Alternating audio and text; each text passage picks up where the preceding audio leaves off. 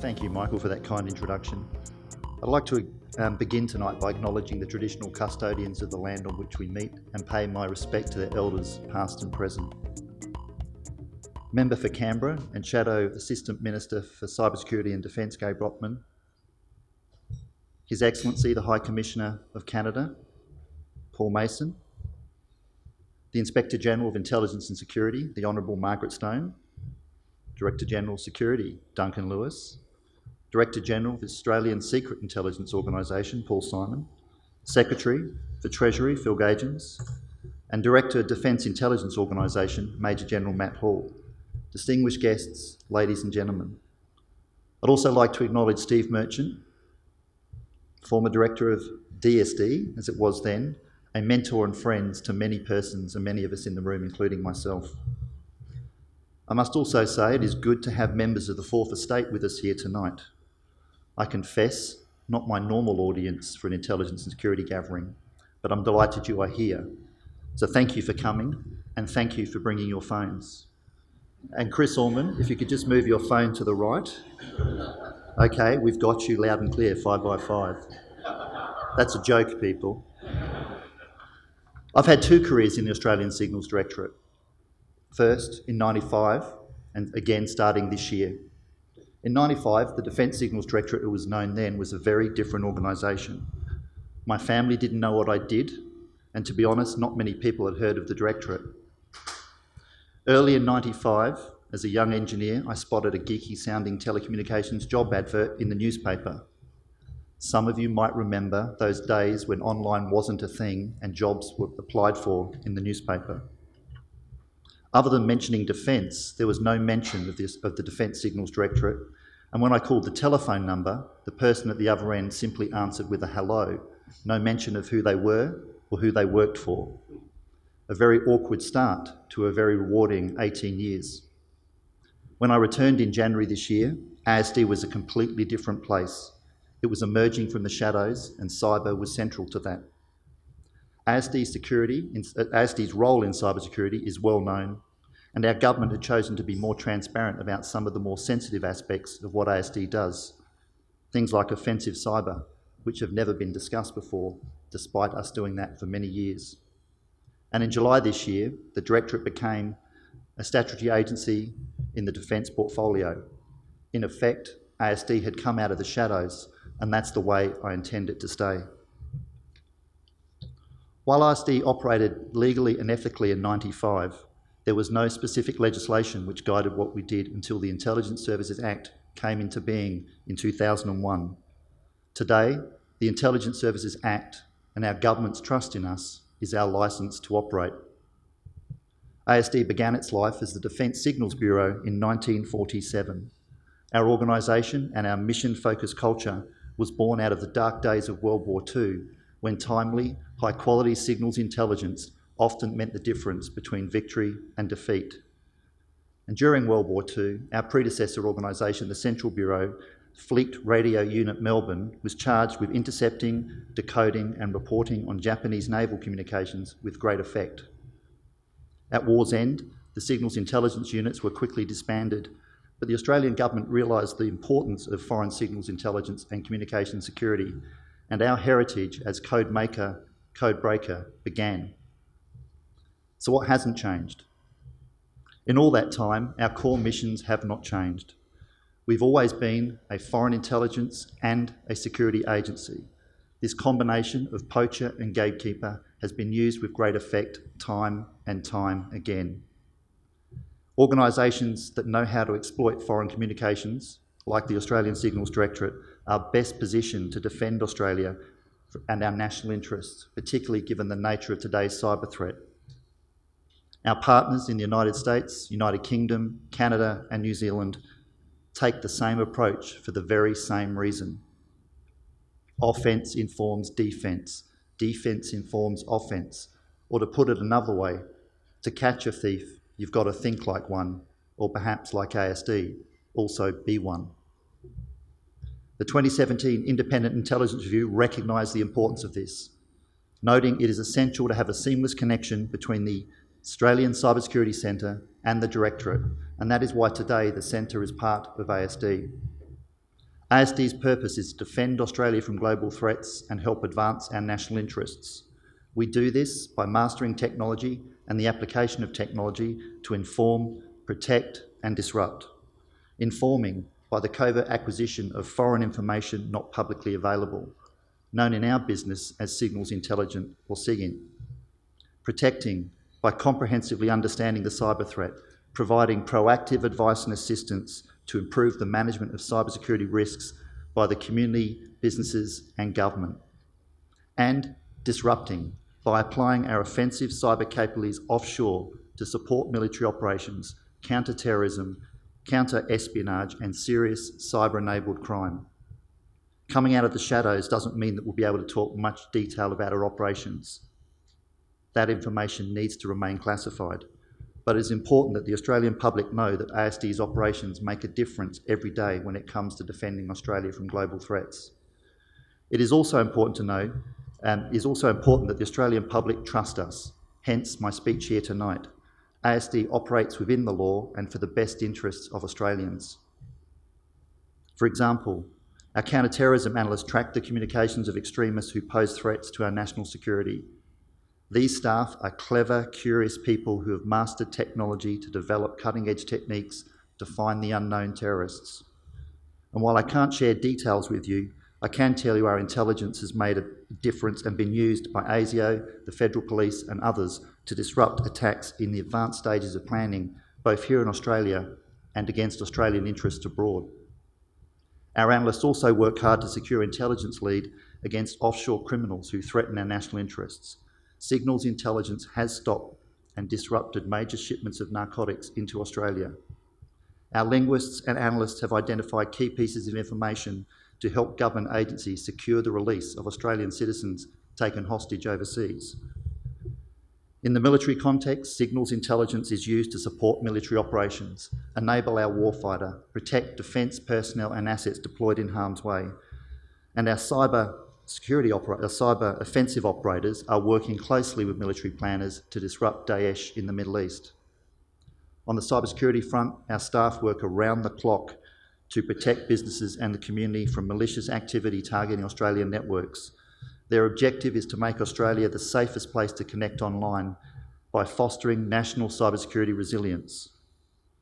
ASD helped get the national census back online and established no data relating to Australian citizens was lost. We've also provided technical advice to make sure the same-sex marriage survey could be conducted securely. We bring our intelligence and cyber expertise together to hunt for cyber intrusions on Australian networks. Over the last 12 years, we have discovered some of the most sophisticated threats against a range of national interests. We've identified and dealt with hackers on government networks, across the private sector, and more recently in academia. Without these efforts, these threats would have most certainly been left unchecked and caused major damage to Australia's interests.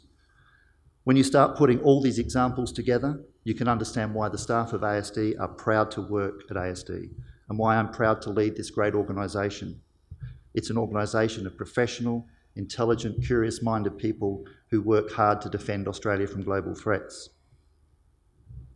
While I'm on people, let me briefly talk about the importance of diversity and inclusion and how important initiatives such as the 100 Days for Change catalyse us all into making practical changes to improve gender equality. I'm proud of the fact that ASD has currently 56% of our senior executive roles held by women. That's a 25% improvement since I started in January.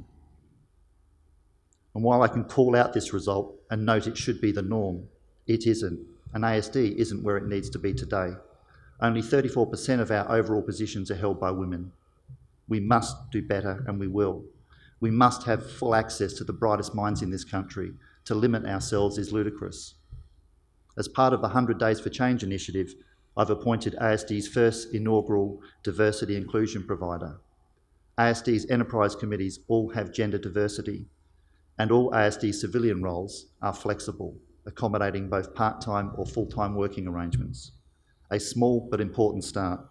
I'm confident we will address this gap. So what hasn't changed? There is another more important aspect of our mission that hasn't changed. Given that ASD's foreign intelligence capabilities are inherently intrusive, there are special protections that apply to the communications of Australian persons. These protections apply regardless of where the Australians are in the world. This principle is also enshrined in the Intelligence Service Act and underpins ASD's operations. It is ingrained in all that we do and all decisions that we make. As a foreign intelligence service, protecting the privacy of Australian citizens will remain a core tenet of how we operate. The media allegations proposing that ASD wanted to spy on Australians earlier this year could not be further from the truth. ASD is both a foreign intelligence and a cybersecurity agency.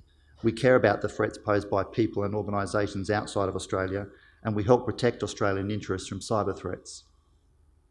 Foreign signals intelligence and cybersecurity are two separate activities informed by the capabilities of each. We have no interest in the communications of everyday Australians.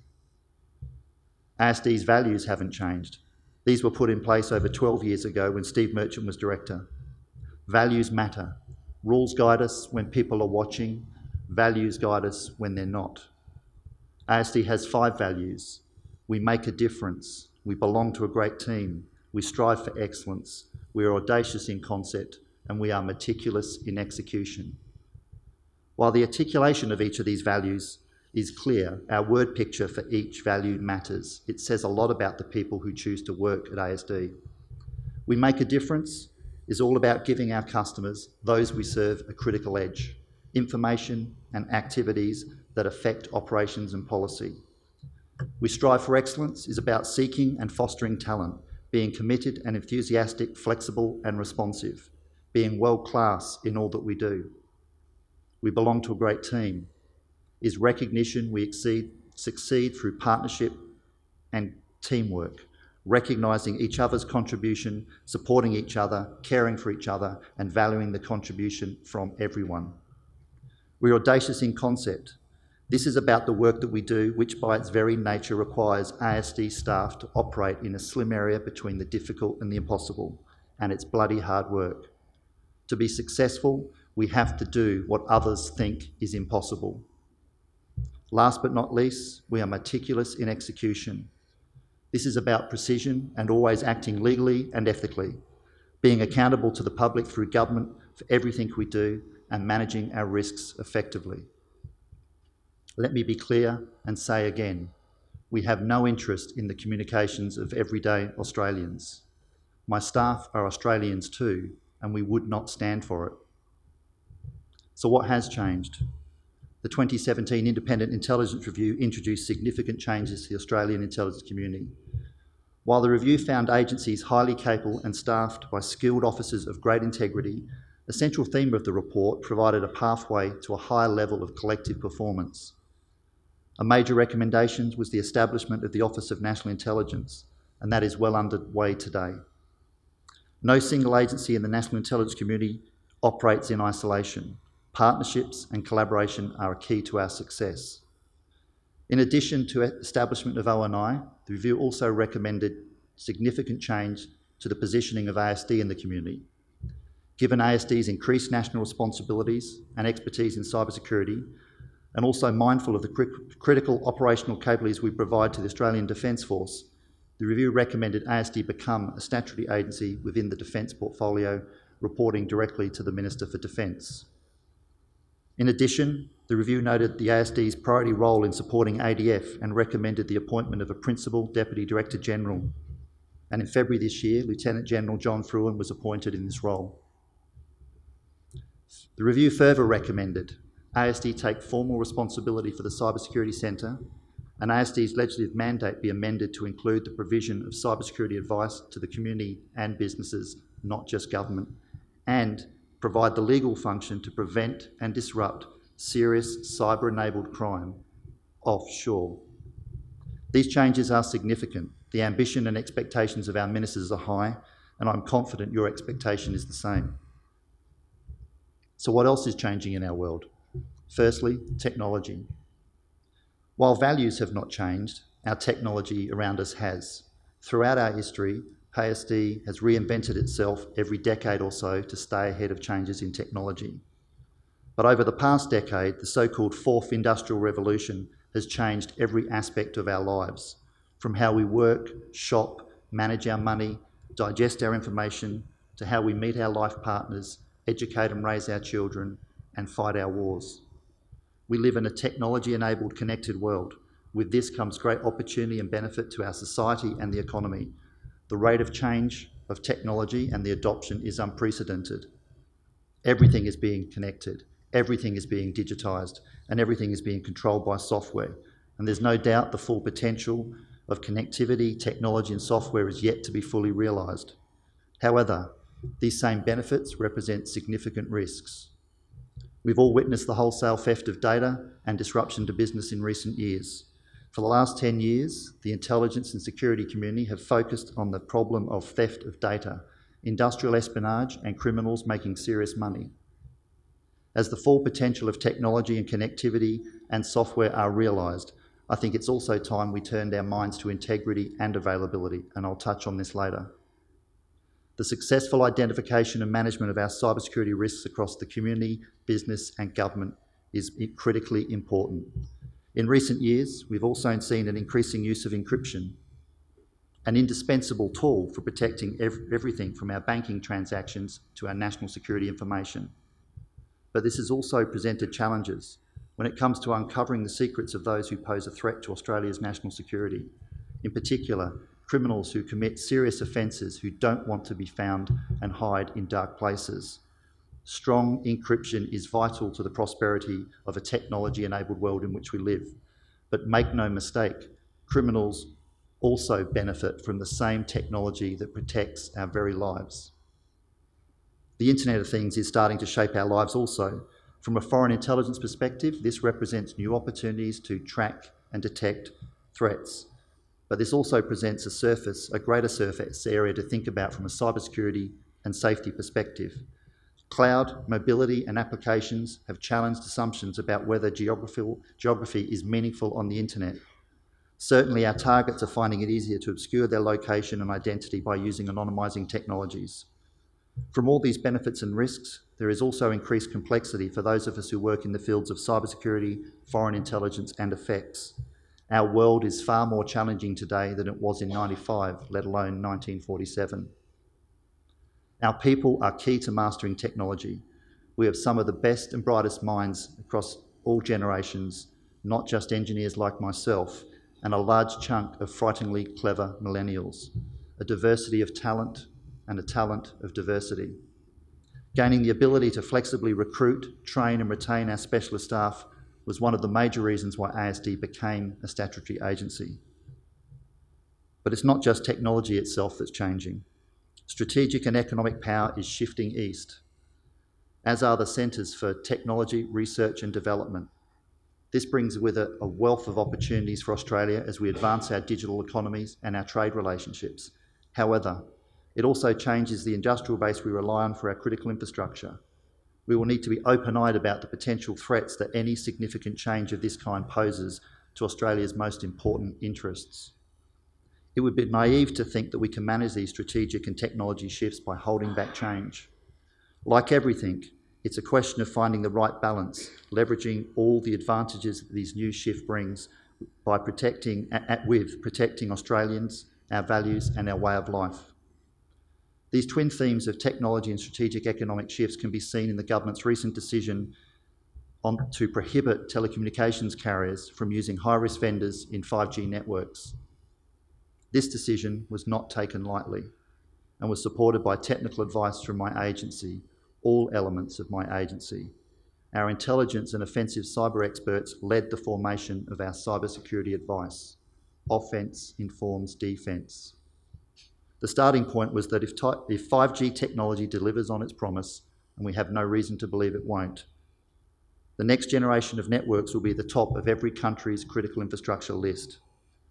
5G is not just 5 data, it is also high density of connection, human to human, human to machine and machine to machine devices. And finally is much lower latency or speed of response. 5G technology will underpin the communications that all Australians rely on, from our health systems and emerging applications of remote surgery through to the provisions of power and water. The stakes could not be higher. This is about more than just protecting the confidentiality of our information. It is also about integrity and availability of the data and systems that we rely on in our everyday lives. Getting security right for critical infrastructure is paramount. Historically, we've protected the sensitive information and functions at the core of our telecommunications networks by confining high-risk vendors to the edge. This distinction between core and edge collapses in 5G networks. This means the potential threat anywhere in the network is a threat to the whole network. In consultation with operators and vendors, we worked hard this year to see if there are ways to protect our 5G networks if high-risk vendors, equipment and services were present anywhere in the networks. At the end of this process, my advice was to exclude high-risk vendors from the entirety of 5G networks. This is a good example of ASD's changing role. We are no longer an agency which solely provides practical advice to network administrators. We have an important role in advising government on how best to navigate technology and economic shifts based on our poacher and gamekeeper perspective. Our work is informed by us mastering technology. Our trusted advisor role is now new, and not just for government. Providing timely advice to the community and the private sector is critically important. Indeed, for most internet-based communications, someone's geographic location is often difficult. Sorry, I skipped one, my apologies. We need a different set of capabilities to face these threats. The biggest strategic and technology shifts will also pose challenges to intelligence capabilities that we apply to address these emerging threats. The internet makes it very easy for our targets to use technology to deliberately obscure their location. They are also harder to find as a result of the complexity and volume of the internet.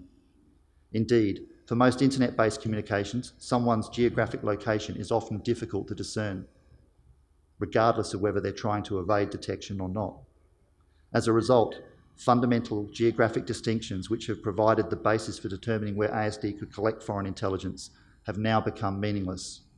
Determining who has legitimate offshore foreign intelligence target used to be straightforward when the world's communications were carried by analogue signalling from point A to point B along copper wires and satellites.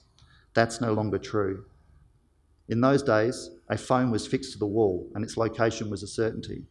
We could readily rely on foreign communications according to the country code and city code of the telephone number calling, and we could quickly narrow down potential threats requiring investigation based on phone numbers belonging to known targets.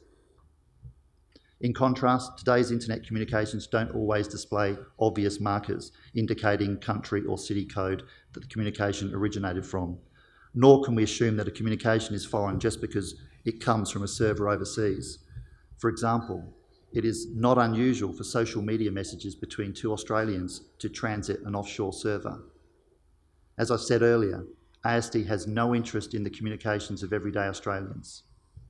What ASD cares about is identifying foreign threats to Australia, whether they be terrorist threats, cyber threats, foreign espionage or interference. And one of the most powerful ways to detect such threats is to look for communications that exhibit well-known attributes. It's the equivalent of creating an electronic footprint to identify foreign intelligence. For example, ASD might build an electronic signature associated with a piece of malware that is seen overseas and use that fingerprint to detect malware targeting Australian interests. Or ASD might determine communication attributes associated with a certain terrorist group and use that to detect when terrorists are communicating online. These techniques can be used to unambiguously identify potential foreign threats requiring further investigation. They are in effect a marker for foreign intelligence, even in the absence of information that tells us exactly where in the world the communications come from.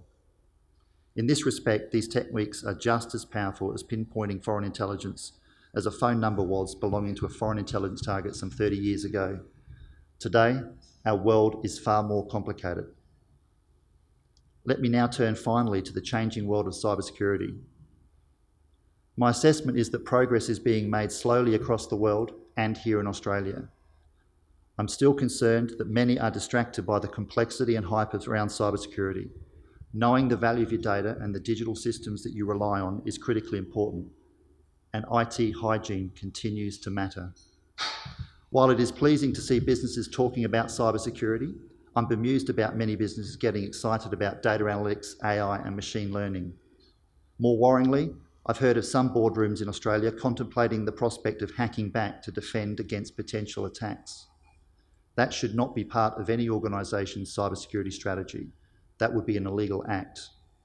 An obligation to protect your corporate assets does not extend to breaking the law. No board or company should spend $1 on getting advice on hacking back. I'd recommend you assure yourself you have identified and you are managing your cybersecurity risks effectively. If you're contemplating this, please speak to the Australian Cybersecurity Centre.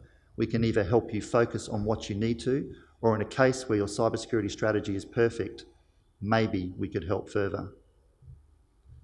In the majority of hacking cases we investigate, I can tell you the root cause has a known problem with a known fix. ASD's Essential 8 is advice that makes a real difference when it's applied. Now, I know some organisations will say the Essential 8 may not always be possible with your legacy IT environments. That might be okay, but make sure you understand the risk you're taking, when and how that risk will be remediated. Large organisations cannot cry victim in 2018. Cyber incidents are a foreseeable event. Technology, connectivity and software holds much promise, but we shouldn't just look at the benefits. What are the vulnerabilities and what are the risks? This will require my agency to do what it's done for the last 70 plus years. Both as a poacher and gamekeeper, we know that offence informs defence and defence informs offence. Our strength and capability comes from our staff mastering technology and its application. As the world and technology continues to change, so must ASD adapt and change. It's important that the Australian public understand why these changes are necessary. That would be very difficult to do if ASD remained a secretive organisation. So expect us to be more clearer about this agency, how we protect Australian interests, and how and why the changes that we need to happen. Of course, we will continue to protect many secrets. We would lose our ability to defend Australia from global threats if our capabilities were known to those who choose to do us harm. Nonetheless, it is important that ASD is transparent about its role and the protections that apply to Australian citizens, and that these protections are clear on the face of our legislation. So, as my second career at ASD commences, I want to finish up by relating this all back to a couple of our core values. We pride ourselves on being audacious in concept. This means we operate in the slim area between the difficult and the impossible, but we place equal store in our value of we are meticulous in execution. This means we always act legally and ethically for everything we do. It also means we're accountable to the government and the people of Australia to honour this undertaking every day. Thank you, and I look forward to taking your questions.